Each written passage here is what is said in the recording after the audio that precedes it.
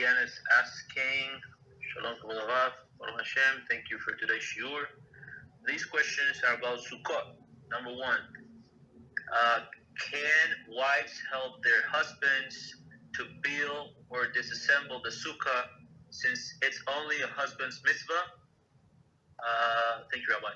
And there's three questions. I don't know if Rabbi wants to take them. No. Let's do one by one. So, yes, there is a mitzvah to build the sukkah, but you can have somebody else build your sukkah. There is no problem. So the main part of the sukkah is actually the skach, the roof. This what is it? The bamboo mats, or people use palm leaves, whatever they use that grows from the ground. But it was designated for this specific use. You can use whatever you want, right? Since where I live, there is no palms. I mean, maybe in some parks, but there is no palms. So we do bamboo like from year to year, and like bamboo mats. So, right? That's what we do. But in some like warmer climates, so they use fresh palm leaves. So since they cut the palms anyway, so they actually put the fresh palm leaves. I don't know, they smell them, do not smell, I don't know, but you can use them as well. So that's the main part of the sukkah. It's actually schach, meaning the roof. So some people have the permanent sukkah, and I had in one of the places that I used to pray this like small shtibel. So they used to have like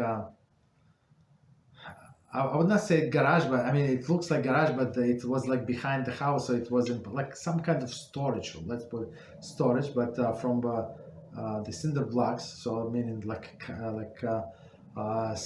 solid walls and without roof. So on Sukkos he would put the roof, and that's it.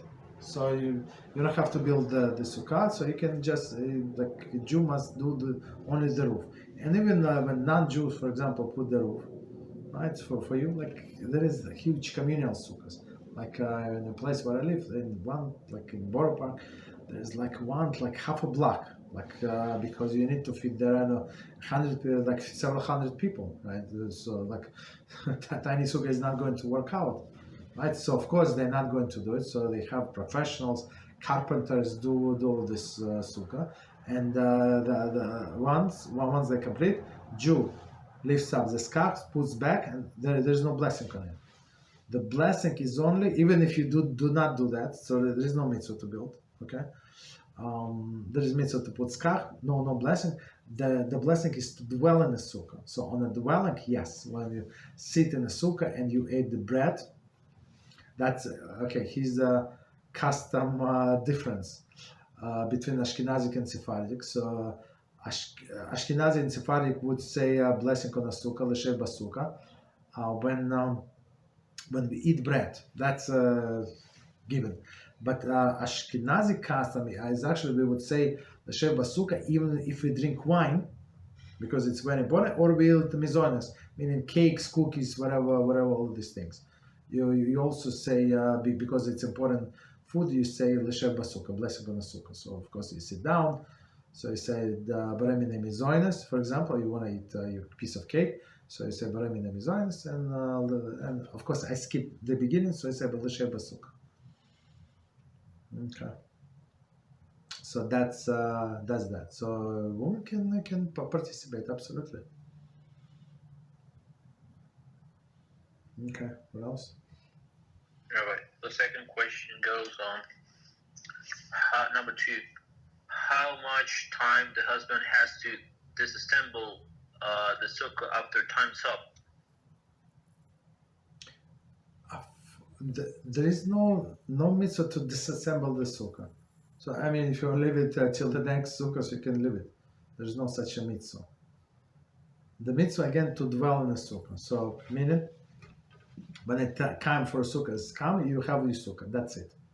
Whether you're going to build it 3 days before, 7 months before, it does not matter. But it's proper in order to build it. So as I said, just lift the roof, put it back. That's enough. So even if it was assembled the whole year, there is no problem whatsoever. Okay, what else? And the third one is, if a big storm comes up and we're worried about the candles, can we take them out for avoiding not to extend them since they're not muktzeh during Yom Tov? They're not muktzah during the Yom Tov, but the problem is Shabbos. So there is a special thing. I don't want to spend time now, but there is a special thing, protection. So when we get it from the storage, or maybe if we have a class in a sukkah, maybe we'll see. So I show my sukkah and how it looks. So it's like you have a glass surrounded the candles, of course. I mean, it's like in olden days, like old lantern, lantern they call, like in olden days they have a what is it? They have a candle, and that's how they live their life, right? With all the winds. Forget about the storm. Even small winds is enough to extinguish the candle when you're outside. So of course you try to protect the candle, right? But if on Shabbos you're afraid that it's going to fall, so that the proper procedure would be, so here's a proper procedure for a woman to light the candles before the sunset, for sure before the sunset. So here's a very interesting, very practical application to what we said before. And ask somebody else who did not accept Shabbos yet. For example, the husband's still in the house, kid is still in the house, so she accepts Shabbos when she lit the candles, so she's not allowed to touch it, it's moksa for her. But other people can. So a child, her daughter, her son, her husband did not accept Shabbos, they're not obligated, it's too early for them, right? So they can take the candles back. So she lit it in the sukkah, but they took the candles into the house, no problem. Before the twilight, of course, as we said. Very important. Okay, what else?